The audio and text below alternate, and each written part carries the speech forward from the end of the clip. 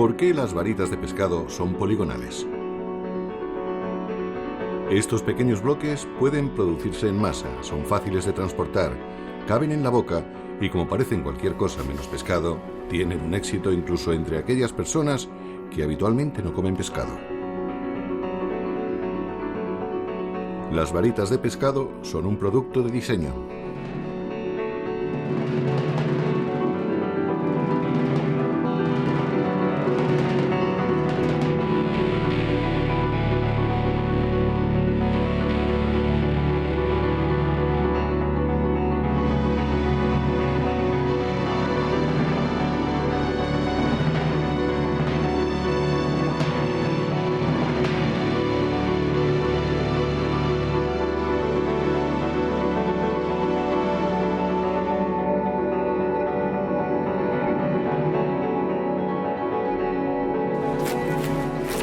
La naturaleza nos obsequia con gran variedad de alimentos completos, las dulces frutas, las verduras llenas de vitaminas, la nutritiva leche y la carne que nos proporciona proteínas están ahí para que las aprovechemos.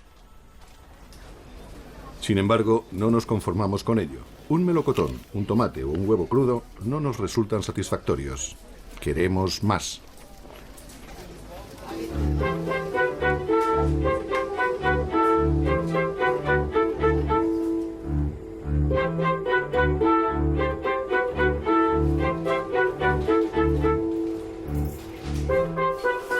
Más de 1000 veces cada año, antes de todas y cada una de nuestras comidas, nos ponemos a cortar, a trocear, a laminar, a batir y a mezclar lo que la naturaleza nos ha proporcionado. El deseo del hombre de diseñar su comida es lo que le diferencia de todas las demás criaturas que pueblan la tierra.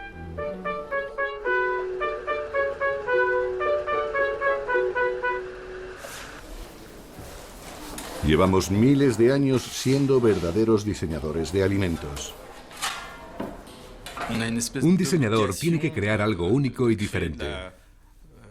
No estamos ahí para copiar aquello que ya existe. Si lo hiciéramos, nos habríamos equivocado de profesión. Estamos condenados a descubrir nuevos caminos, a abrir nuevas vías.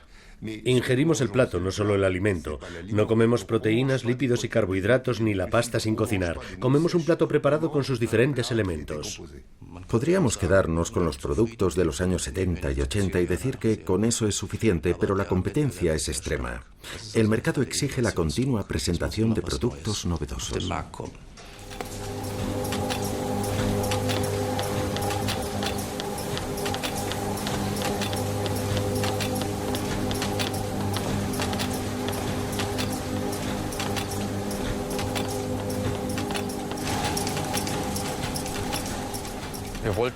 Desarrollamos un polo para adultos.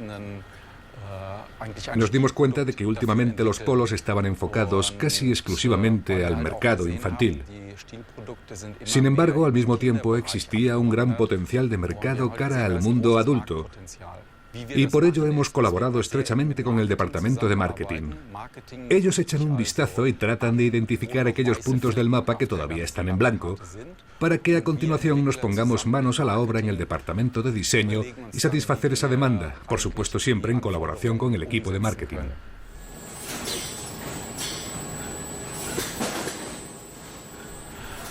Vimos la necesidad de diseñar un formato especial para adultos. Cuando observamos el Magnum, por un lado vemos que nos ofrece una ración generosa, de ahí que se llame Magnum. Por otro lado, su forma elegante nos sugiere al mismo tiempo que la cantidad es saludable y nada exagerada.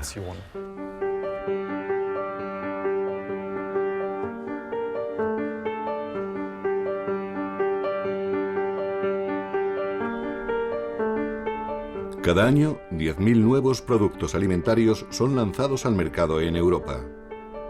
Los departamentos de investigación y desarrollo de las compañías alimenticias no descansan en su afán de hallar productos innovadores.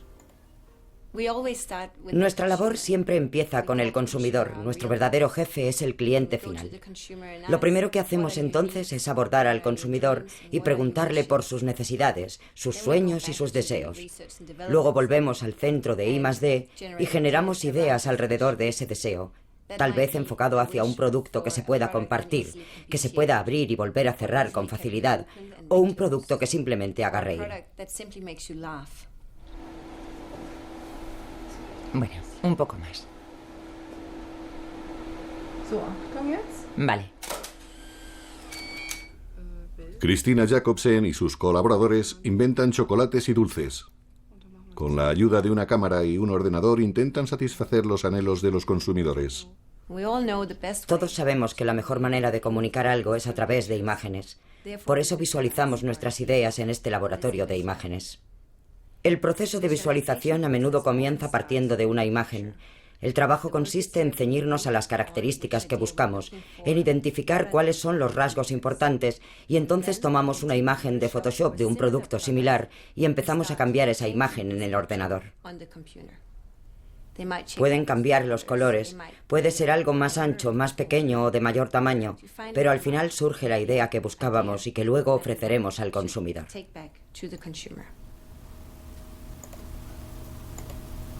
Después, un grupo de probadores seleccionados recibe los dulces a través de Internet y elige los más atractivos. A partir de las imágenes, estos consumidores de prueba deciden si una creación prospera o muere. Cuando el consumidor se forma una opinión acerca de esas imágenes, no tiene ni idea de qué sabor tendrá el producto. Solo se les pide que opinen sobre el aspecto y luego imaginarán a qué sabe. Pero el sabor todavía está por desarrollar y ese sería el segundo paso de este proyecto de diseño alimentario.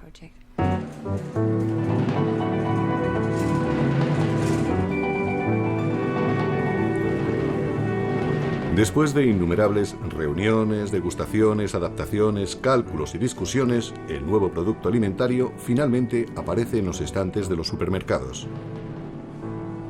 Se tarda unos 6 meses en desarrollar un nuevo sabor y 2 años para crear una forma o apariencia novedosa. Y aún así, solo 1 de cada 20 nuevos productos alimenticios que se lanzan permanece en el mercado durante más de 2 años.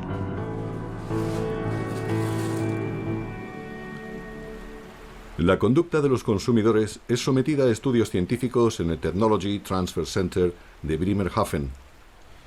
Ahora nos encontramos en la cocina de nuestro laboratorio sensorial, el lugar donde llevamos a cabo las pruebas de sabor. Más específicamente, les pedimos a nuestros candidatos de pruebas que se sienten en las cabinas que se encuentran aquí, detrás de estas entradas, y vayan probando alimentos bajo condiciones controladas. La comida de prueba que reciben está sin identificar. Cada muestra simplemente va provista de un código de 3 dígitos. El evaluador recibe la muestra, se encierra en la cabina y allí dentro puede evaluar la apariencia, el sabor, el aroma y la impresión general de la muestra sin ser distraído por ninguna clase de influencia del exterior.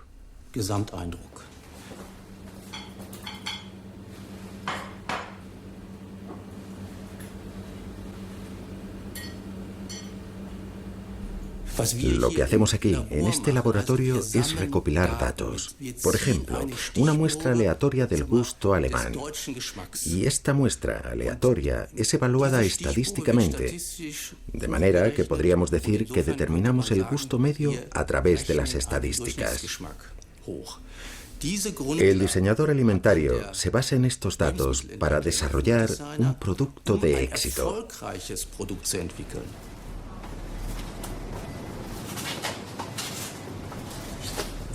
Ahora estamos en la era de Internet, de los robots, y nos podríamos preguntar ¿por qué todavía empleamos a seres humanos? Pues porque los humanos, por supuesto, registran características completamente diferentes cuando testan un producto alimentario. No solo registran los parámetros objetivos, es decir, las características físicas o químicas, sino también la emoción que un determinado alimento provoca. Una máquina no puede hacer eso porque es algo muy difícil de analizar de forma directa.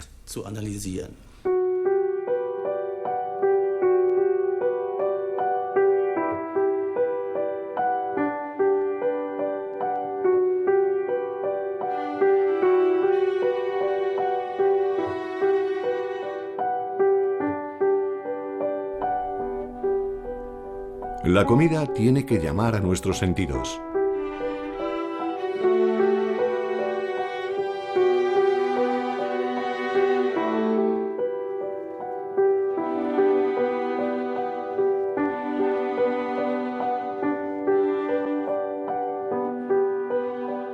Normalmente sabemos a simple vista si un alimento nos gusta o no. Partiendo de su color, sacamos conclusiones sobre su sabor. Si es rojo, será dulce, y si es negro, suponemos que será amargo. Los alimentos de color rojo son ampliamente aceptados. Por ejemplo, las cerezas, las fresas y la carne roja. Los alimentos negros hacen pensar en deterioro y muerte, por lo que despiertan una asociación negativa. En otras palabras, la psicología del color juega un papel extremadamente importante, tanto en la evaluación directa como a la hora de comprar un alimento.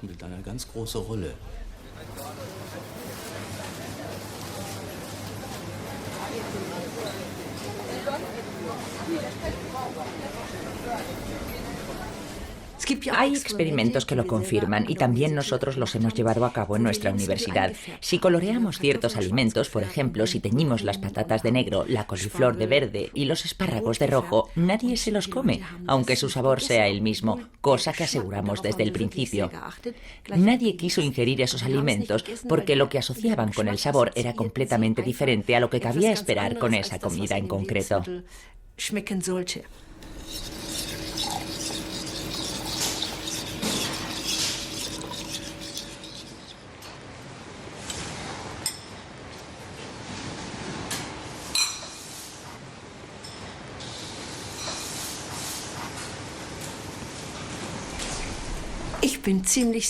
Con toda seguridad, la industria alimentaria se basa en la psicología del color para diseñar sus productos de la mejor manera posible, porque cuando están bien diseñados, se venderán mejor. Ellos quieren que les entreguemos nuestro bien más preciado, nuestro dinero, y por lo tanto nos tendrán que dar algo bueno a cambio.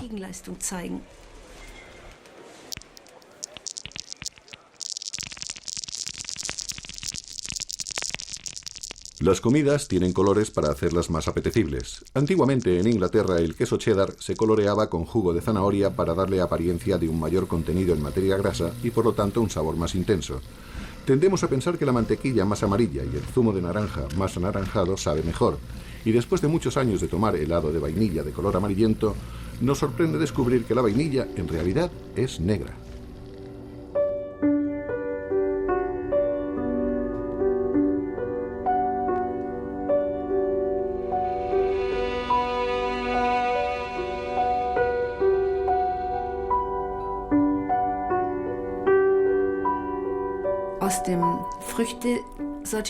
De entre las frutas que están a nuestro alcance, sabemos que las de color rojo son las más dulces. Son dulces y jugosas y nos prometen mucho placer, por lo que extrapolamos este placer a otros productos.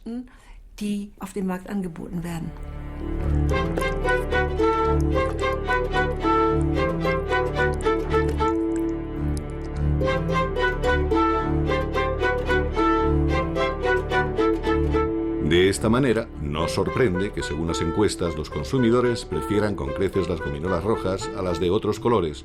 Muchos productores ya han reaccionado ante esta preferencia, presentando en sus envases el doble de ositos rojos que de blancos, amarillos, naranjas o verdes. Los ositos rojos definitivamente son mayoría.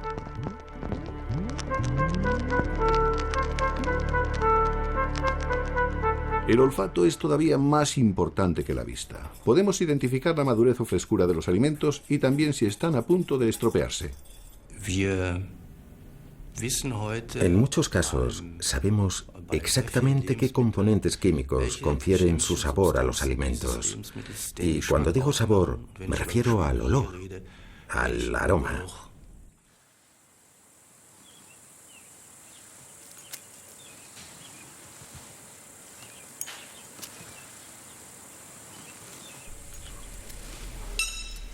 Estamos buscando la mezcla perfecta para crear el perfume de los bosques de Viena en el verano.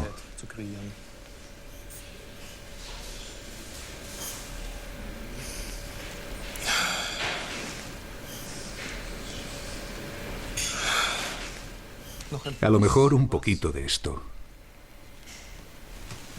Así está bien.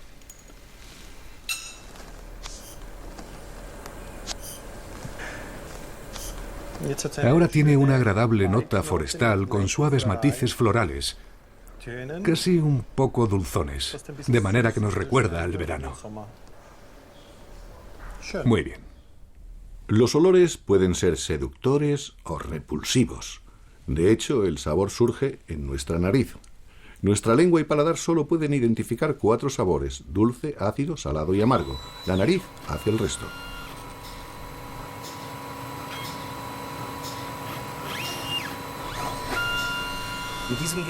Esta máquina se utiliza para analizar sabores, aromas para ser más exactos.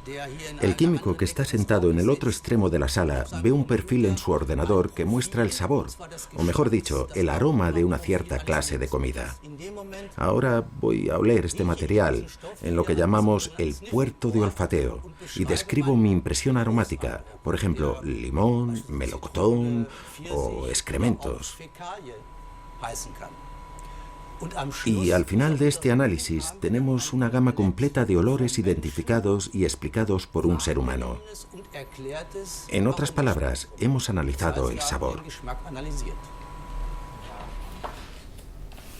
Pero, ¿qué significa eso para el desarrollo de alimentos en el futuro? Utilizando órganos gustativos y olfativos, pronto seremos capaces de producir cosas a partir de los datos informáticos. Eso ya es posible en cuanto a los aromas. Se puede sintetizar prácticamente cualquier olor de manera artificial. Definitivamente eso se extenderá a gran escala, aunque tal vez no en un futuro inmediato. Bien, aquí estamos haciendo un mundo dulce con un bizcocho de chocolate ahumado y lo decoramos con gajos de naranja. Luego llenamos este globo de humo. Y ahora lo colocamos encima.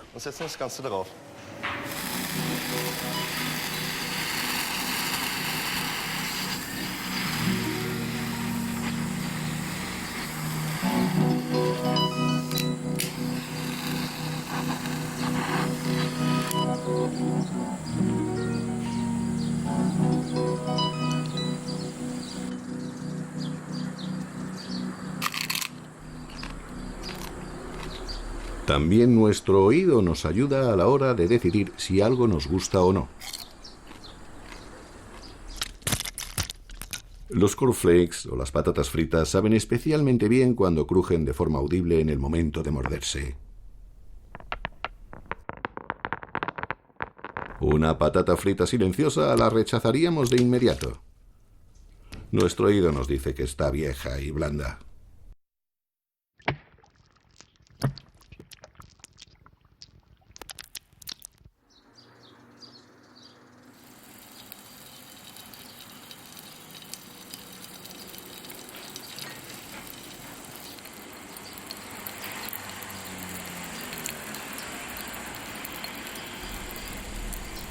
El diseñador acústico Friedrich Blutner descubrió que el 60% del sabor de una salchicha depende de su sonido. Incluso con los ojos cerrados podemos diferenciar una cerveza fría de una cerveza caliente simplemente por el sonido.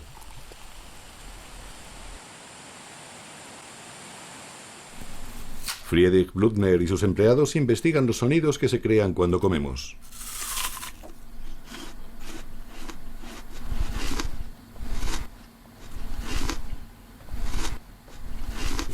Cuando se muerde un trozo de pan a la brasa, se escucha un sonido muy característico. Es muy crujiente en el caso de una rebanada fresca, recién sacada de la bolsa, muy perceptible, y a medida que lo vas masticando, el sonido se vuelve más cálido, más blando, más agradable, hasta volverse casi inaudible en el momento de tragar. Dicho de otra forma, las características acústicas indican el progreso del proceso de masticado, y después, todo el ciclo vuelve a comenzar.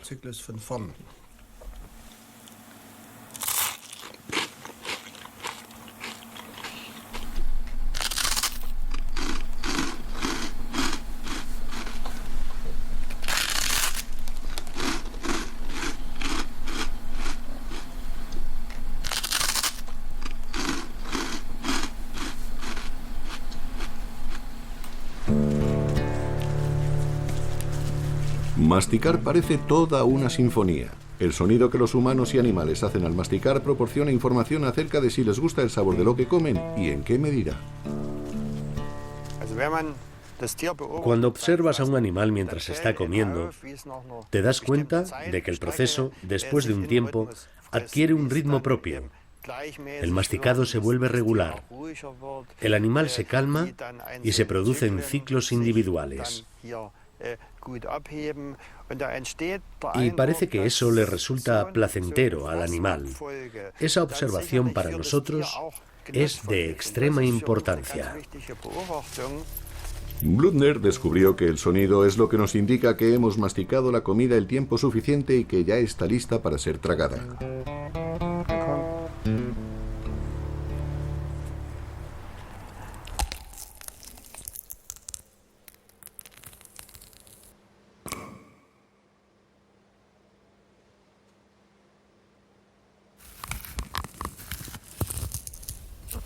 Friedrich Blüthner utiliza este y otros resultados de su trabajo para crear nuevos sonidos para alimentos. Mis experimentos apuntan a alterar ciertos matices del sonido de una forma determinada con el objetivo de crear unos efectos sensoriales particularmente distintivos. Y después de haber conseguido crear ese sonido deseado, viene el paso siguiente, que a la vez es el más difícil. Consiste en reproducir estos sonidos modificando los parámetros técnicos del proceso durante la producción. Por ejemplo, en el sonido de una galleta pueden influir sus dimensiones. Una galleta gruesa suena diferente que una fina.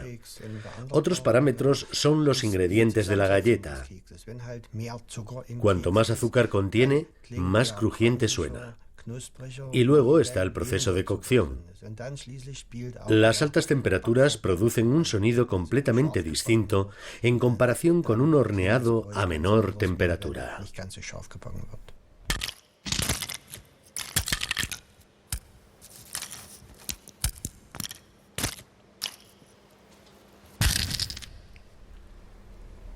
En lo que nos concierne como consumidores, deseamos escuchar que nuestros alimentos son frescos y nutritivos, pero nuestro oído no es el único órgano que analiza la calidad de la comida.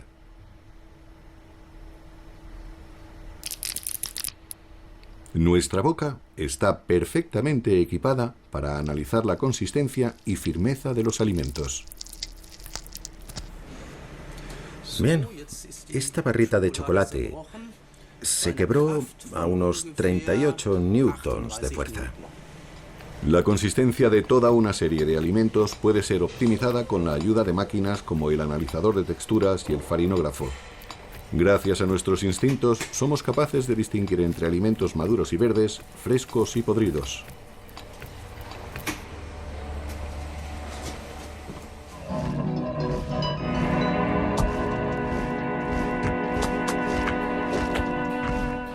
Si un determinado alimento no cumple nuestras expectativas en términos de consistencia, nos repugna y lo escupimos.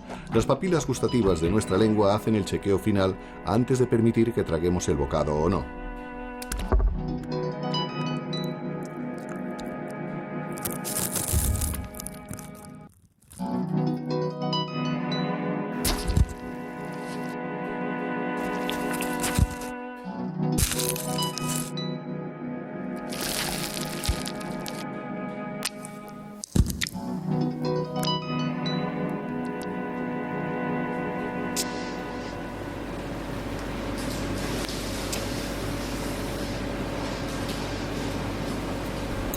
El 60% del gusto que percibimos comiendo tiene que ver con la consistencia. Cuanta más variedad de consistencias hayamos reunidas en nuestra boca al mismo tiempo, mejor saben ciertos alimentos.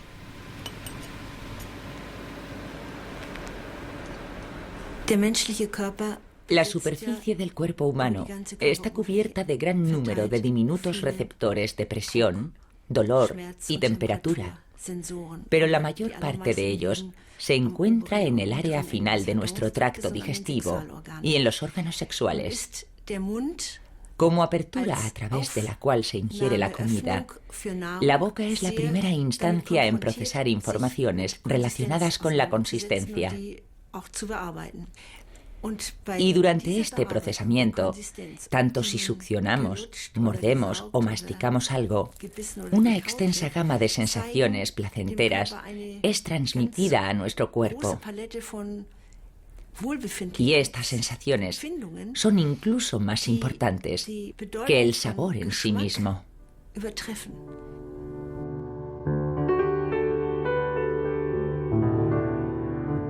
La variación del grado de firmeza es el secreto del éxito de muchos bombones y dulces, bien cubiertos de avellana troceada o de chocolate, bien con un relleno cremoso y una avellana entera en el centro. Algunos dulces tienen hasta 5 texturas diferentes en un solo bocado.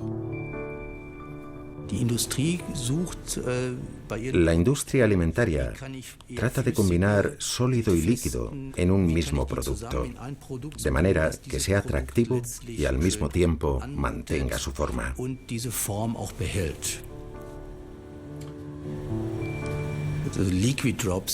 Los caramelos de interior líquido, por ejemplo, emplean un proceso o receta que se suele encontrar mucho en la gastronomía molecular. No son otra cosa que un alimento o componente líquido o licuado al que se le ha dado forma esférica y se ha encapsulado en calcio.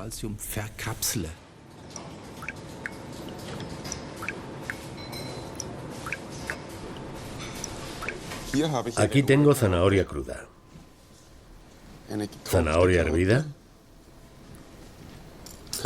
zanahoria hervida y triturada, espuma de zanahoria, jalea de zanahoria,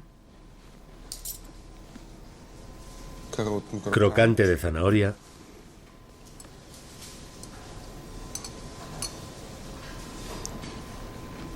y caviar de zanahoria.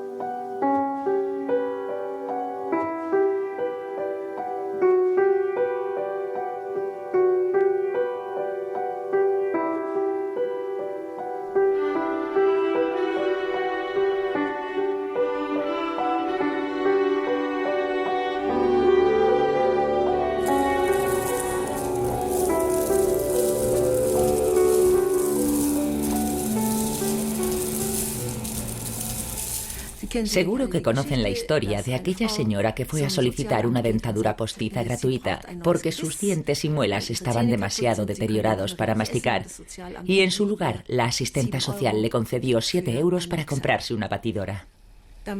En otras palabras, todo lo que comía tenía que ser en forma de puré, de modo que fue privada de todo el placer de morder y masticar. Hicimos una serie comparativa de ketchup orgánico contra ketchup convencional. El ketchup orgánico al principio fue rechazado unánimemente porque en la boca tenía una textura poco familiar. A los probadores, los diminutos trozos de tomate que contenía les resultaban repugnantes y su descripción en la mayoría de casos era que se había estropeado o se encontraba en mal estado.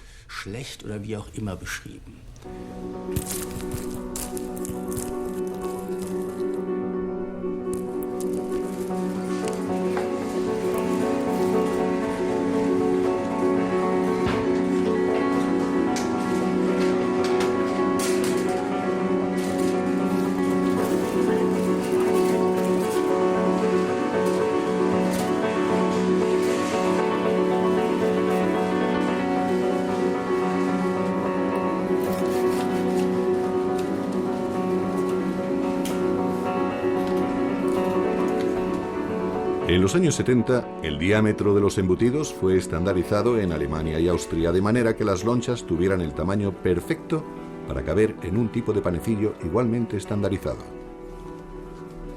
El buen sabor por sí solo no basta.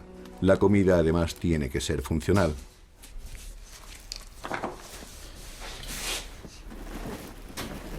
El diseñador de alimentos Stéphane Digaud de París se dedica sobre todo a los aspectos prácticos de la comida.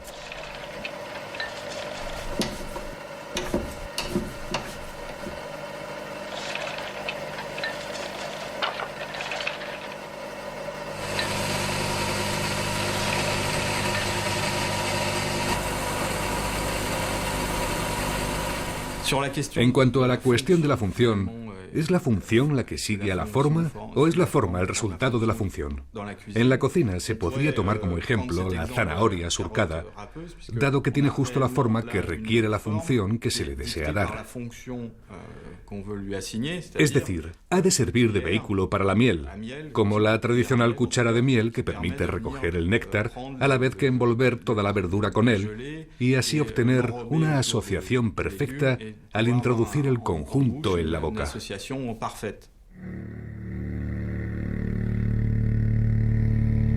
También los productos tradicionales tienen éxito gracias a su funcionalidad. Algunos tipos de pasta, por ejemplo, son capaces de retener grandes cantidades de salsa gracias a su forma. Actúan como pequeñas cucharas. Las estrías de ciertos macarrones funcionan como el perfil profundo de los neumáticos de invierno. Y las patatas fritas se hunden en el ketchup semilíquido como dedos.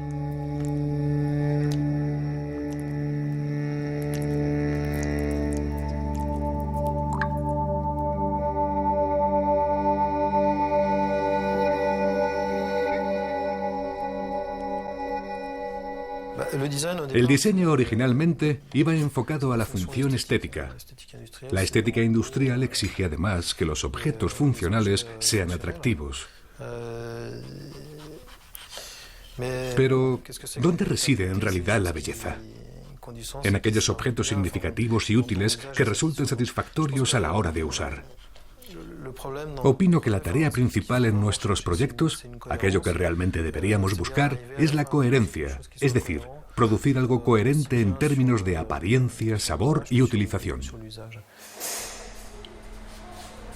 En la Edad Media, grandes rebanadas de pan integral se usaban a modo de plato y se comían al final del almuerzo. La base de la pizza tiene una función similar. La masa es el vehículo que porta el tomate caliente, el queso fundido y el aceite de oliva, que de esta forma podemos comer conjuntamente y de manera placentera. La pizza es un símbolo culinario de Italia. Los tomates rojos, el queso blanco y la albahaca verde, una combinación inventada por el cocinero de pizzas Raffaello Esposito, representan la bandera italiana. En honor a la primera reina de Italia, tras la unificación, su creación fue bautizada con el nombre de Regina Margherita.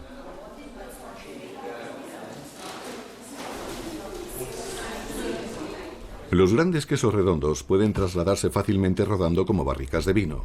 Los panes con forma de rosca, como los bagels o los simis turcos, pueden ensartarse en una cuerda y ser transportados en cantidades de 10 o más con una sola mano. Ahora vivimos en una sociedad móvil, lo cual conlleva una serie de connotaciones, desde luego. Un ejemplo sería el índice creciente de movilidad que se integra en el diseño de los alimentos. Hoy en día comemos sobre la marcha, en el coche, en la oficina o mientras vemos la televisión, sin platos ni cubiertos. Por eso optamos por envolver los alimentos calientes, grasientos o con salsas en un panecillo o alguna masa. Así lo podemos coger con la mano con toda facilidad.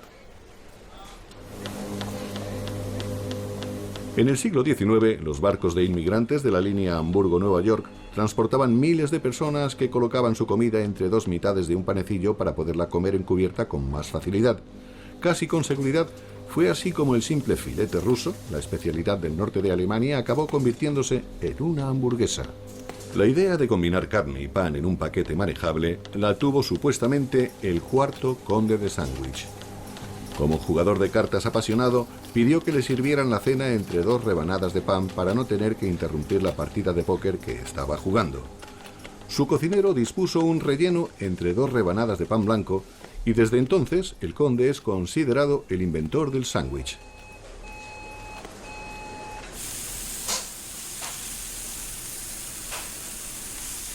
El panecillo de la hamburguesa actúa como una especie de aislamiento similar al recubrimiento de plástico de un cable eléctrico y protege nuestros dedos del trozo de carne caliente.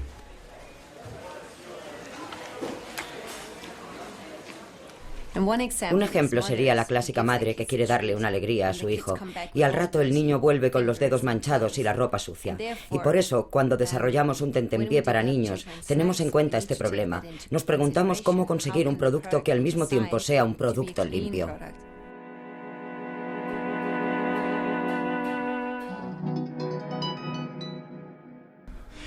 Desde luego, la situación en la que ingerimos un determinado alimento es un factor importante en el desarrollo del producto y es uno de los parámetros que nos tiene que proporcionar el departamento de marketing. ¿En qué tipo de lugar se va a consumir el helado? Examinamos el comportamiento del helado, cómo se derrite, durante cuánto tiempo permanece en el palo, de manera que podemos estar seguros de que no se va a caer al suelo ni siquiera en el caso de un consumidor lento.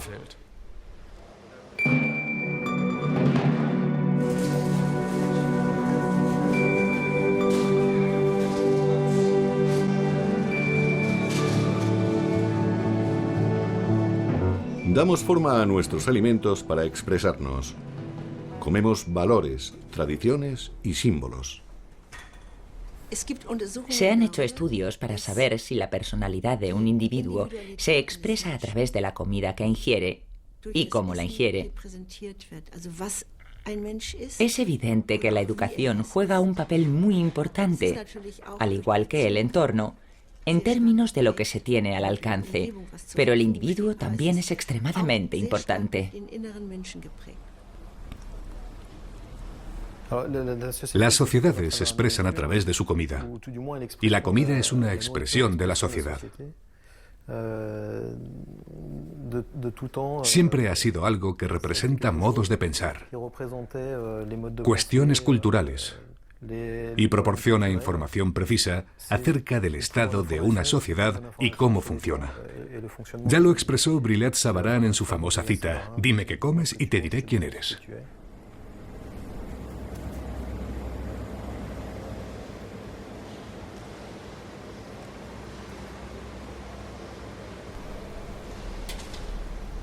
Consumimos símbolos nacionales, símbolos de amor, símbolos sexuales y alimentos con connotaciones religiosas.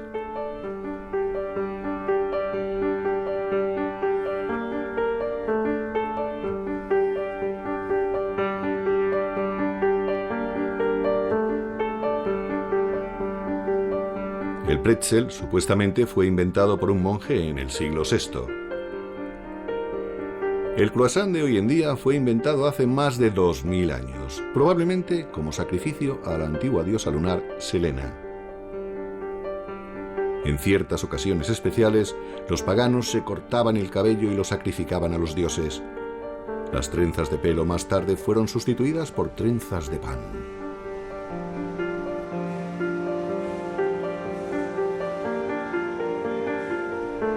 Cortar un pastel es un ritual. En los cumpleaños, las bodas y celebraciones familiares, repartimos el pastel de manera que todo el mundo reciba un trozo de tamaño similar. El pan, sin embargo, es un producto tan cotidiano que lo consumimos poco a poco y por eso lo cortamos en rebanadas. De hecho, nuestros hábitos alimenticios reflejan nuestros estándares culturales. Nos definimos a través de nuestro plato favorito y nos distanciamos de otras culturas no comiendo determinadas cosas, cuyo ejemplo clásico son los tabúes alimentarios por motivos religiosos.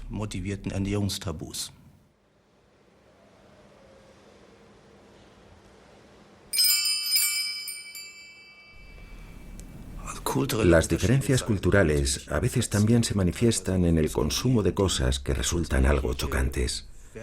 En nuestra iglesia, por ejemplo, los cráneos no forman parte de la liturgia habitual.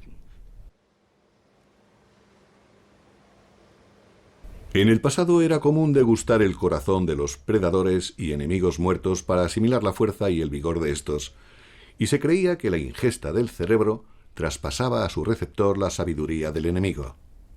El cerebro, en concreto, es particularmente nutritivo, dado que está compuesto sobre todo por proteínas y grasa, y está delicioso, cosa que puedo afirmar desde mi propia experiencia, no como caníbal, sino como cliente de restaurante.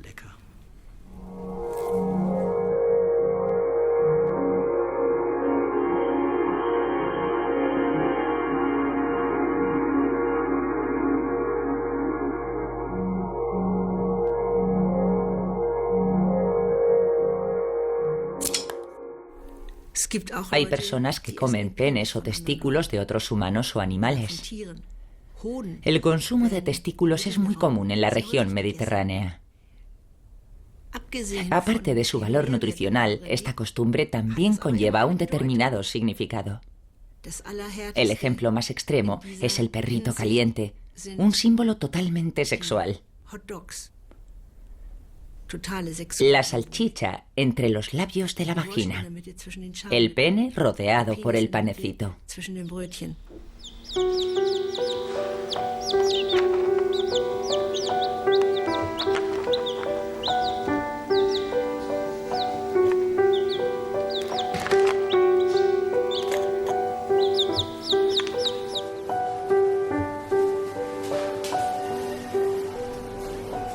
Los huevos son símbolo de fertilidad. En Semana Santa es tradición obsequiar huevos pintados de colores o rellenos de chocolate. Una empresa de dulces italiana se basó en esta tradición y empezó a vender huevos de chocolate con un juguete dentro durante todo el año.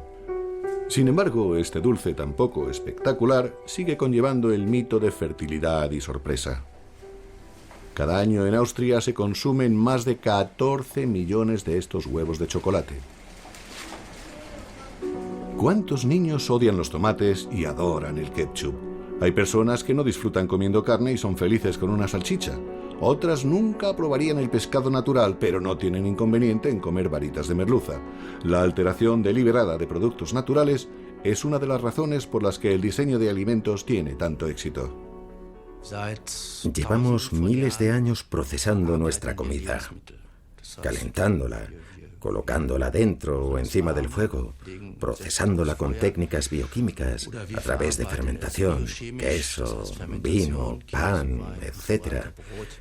Y de esta manera obtenemos algo bastante distinto del producto natural original. En Bélgica, los peces de tamaño pequeño se solían freír recién pescados. Cuando la pesca era escasa o los ríos estaban helados, en lugar de peces se freían patatas cortadas en tiras de tamaño similar al pescado. Según la leyenda, este sustituto se convirtió en las famosas patatas fritas, de las que solo en Alemania se consumen más de 300.000 toneladas al año.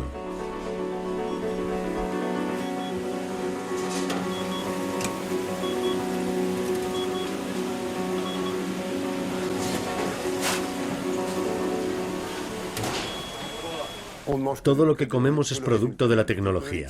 La idea de que comemos cosas naturales es una fantasía. Las cosas naturales crecen en el bosque pluvial. Esto no existe en la selva, y esto tampoco existe en la selva.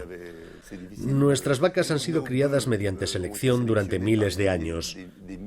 Nuestras grandes vacas no crecen en el bosque pluvial. Allí las vacas son pequeñas y delgadas.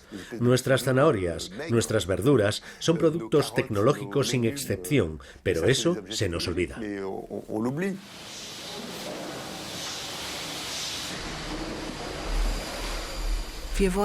No queremos encontrarnos los alimentos en su estado natural en nuestro plato.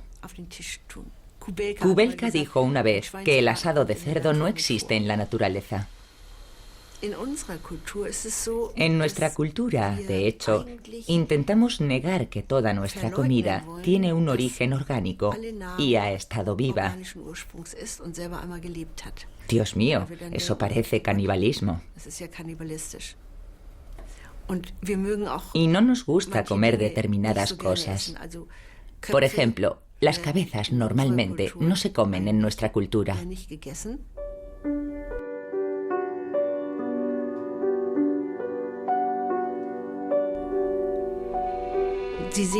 La gente no se da cuenta de que su comida proviene de un animal con costillas, columna vertebral y patas. Solo ven pequeños trozos. Si tienen suerte, todavía queda algún hueso, pero normalmente no es el caso. Lo que comemos es la carne tal cual, sin poder distinguir si es de cerdo, de asno, de conejo o incluso de perro.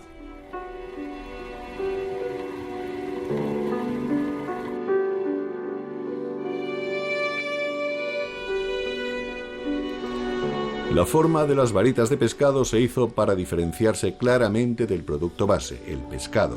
Los polígonos no existen en la naturaleza y precisamente por eso las varitas de pescado tienen tanto éxito. Solo en Austria se consumen cada año 38 millones de unidades. Estoy haciendo una varita de pescado partiendo de un rodaballo. Primero lo envuelvo en harina. Después lo paso por huevo batido. Y finalmente lo empano con pan rallado antes de freírlo en aceite.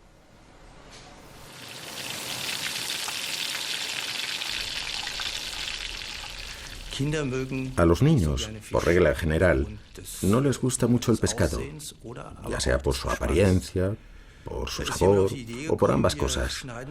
Entonces, alguien tuvo la idea de darle al pescado una forma geométrica y de empanarlo generosamente, de manera que, al menos por fuera, tuviera una deliciosa textura crujiente y rico sabor a frito que a todo el mundo le gusta. Y el producto, así alterado, es mucho más popular que el original. Eso dice mucho a favor del diseño de alimentos.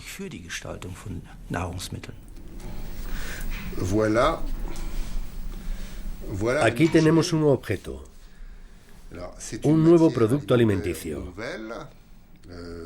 No nos va a hacer ganar ningún galardón porque es muy simple. Ahora mismo no es más que dulce, de color naranja y con una textura muy densa. Tanto la sustancia como la función de un alimento pueden ser transformados para crear un objeto determinado. Para eso está el diseño, o al menos eso es lo que yo entiendo por ello.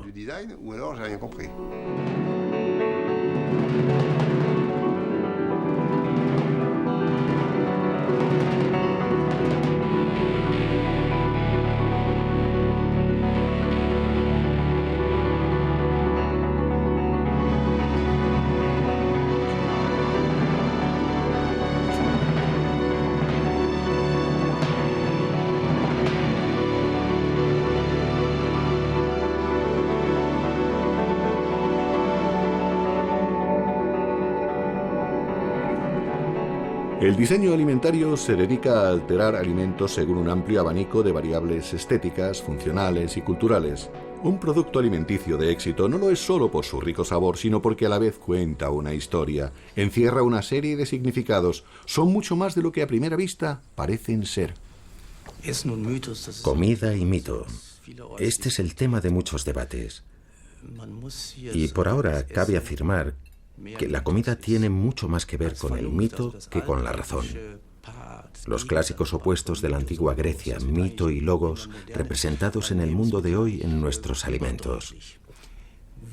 Comemos, pero por encima de todo consumimos, porque absorbemos el mito de la salud, el mito de la belleza, el mito de lo natural, el mito de que le pago un precio justo al productor o al agricultor, el mito de estar contribuyendo a la sostenibilidad no comiendo ciertas cosas, no comiendo carne, comiendo alimentos producidos con un menor gasto energético, etc.